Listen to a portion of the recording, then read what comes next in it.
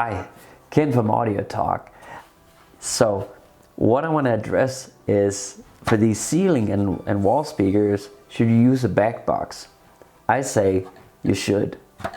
And the reason is that the box, even though these speakers here are designed for infinite baffle,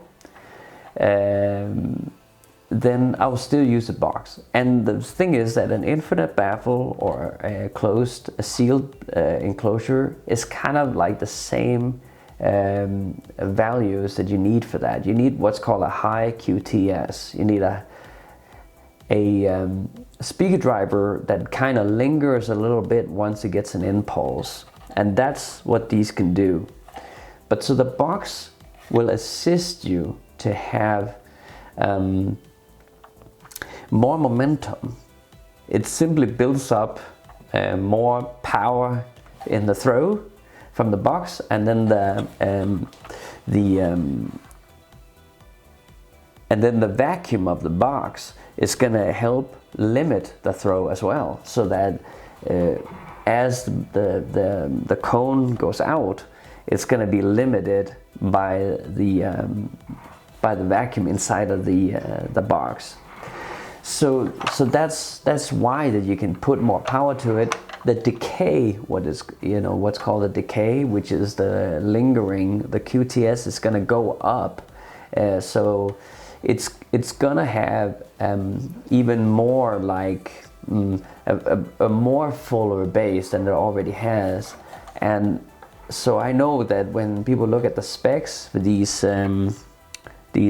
ceiling speakers, that they might have like a Q value of 1 or 1.2, which is slightly high, but actually a lot of speakers today boosted in the bass that a lot of people love to hear is even higher, like 2 and 2.5, and so for most people this is going to sound far better, and that it's more full to listen to, and that the other if you just put them up in the ceiling, it's going to be anemic sounding simply. And besides that, from not having the control over the throw, you're going to experience that you'll quickly reach what's called a bottom out. And bottom out is when it gives that pluck, pluck, pluck in the bass, and that is because the speaker driver has something called the voice coil.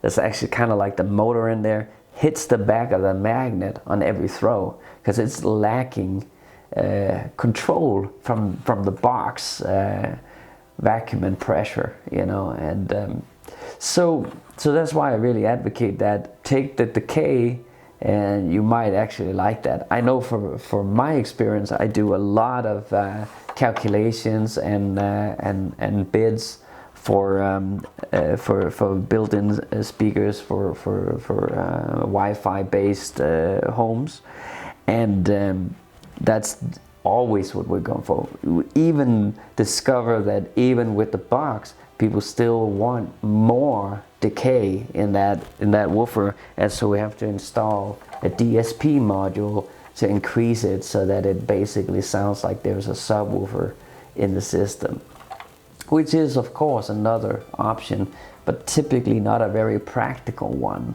And this is something that you might be able to do if you have access to your attic space or whatever, to install boxes over an existing pair of speakers. So yes, so that was a bit about boxes. And oh yeah, I just want to make sure to emphasize that, to put in that polyester wool, the teddy bear filling into the box, so that you clear up the mid-range sounds. So alright, that was my 2 cents on using back boxes on ceiling and wall speakers. Ken from Audio Talk. Have fun with your projects. Take care. Hope to see you next time. Bye.